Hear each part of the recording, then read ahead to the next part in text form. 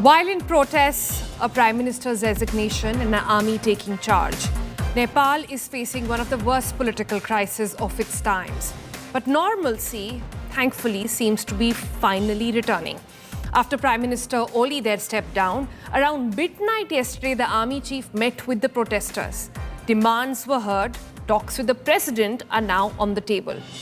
As Nepal stares at a political reset now, the question is, who is ready to lead this nation on the edge?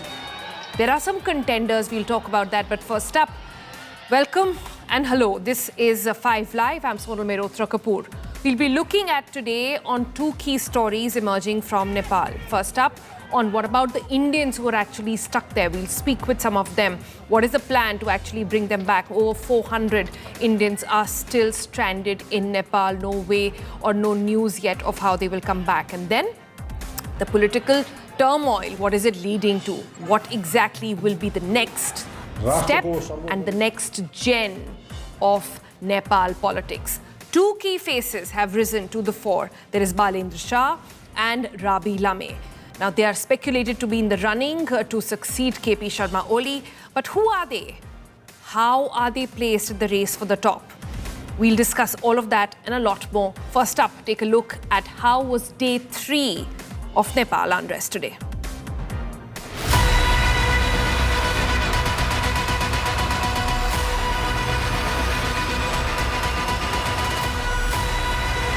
Two days of rage, fire and fury.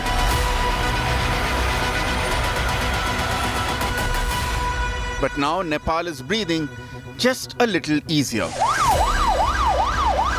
The army has taken control.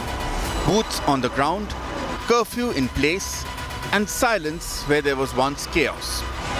Although there have been incidents of violence and arson reported from some parts. In Birgunj, violence spilled over. A jailbreak attempt forced police to open fire.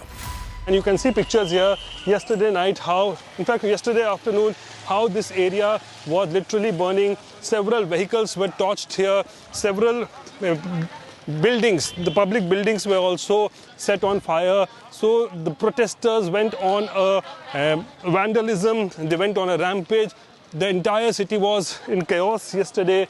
And following Prime Minister Oli's resignation, thereafter the situation went out of hand, and now what we are learning is that since last night, the Nepal army has been given instructions to take control of the situation.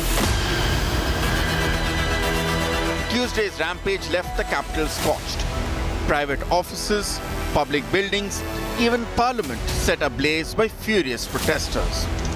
India today went inside the parliament, now a skeleton of burnt furniture, smashed windows and seared history.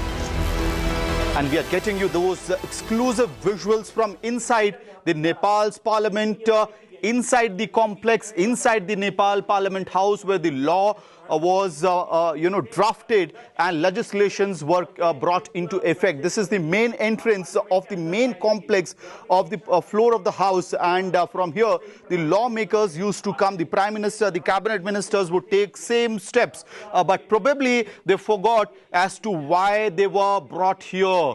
This is the entire grand structure which has been now brought down by the Gen Z. The destruction didn't stop in Kathmandu. Nepalganj too bore the brunt. This courtroom and the premises of district court could speak everything, that everything has been destroyed, has set on fire by protesters. Smoke continuously coming through this window which has been broken by the protester, and now this is a real picture of Nepal, which shows how intensive this protest was. And still, you can see this fire which has set on these documents, and nothing could be saved in this courtroom. At midnight, the army chief met the protesters. Demands were heard. Talks with President Paudel is now on the table. And as Prime Minister Oli has stepped down, two faces have risen. Balendra Shah an independent and outspoken voice during the youth-led protest, who refused to enforce harsh crackdowns and won praise from the youth. And Rabi Lamichhane, leader of the Rashtriya Swatantra Party and a former TV journalist, known for his anti-corruption stance and strong youth appeal. He was dramatically freed by prisoners from jail during the recent unrest. The two are now being seen as possible successors to Oli.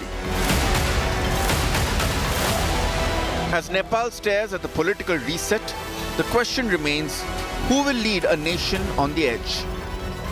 With Amit Bhardwaj, Rohit Singh and Ashish Srivastav in Nepal, Bureau Report, India Today.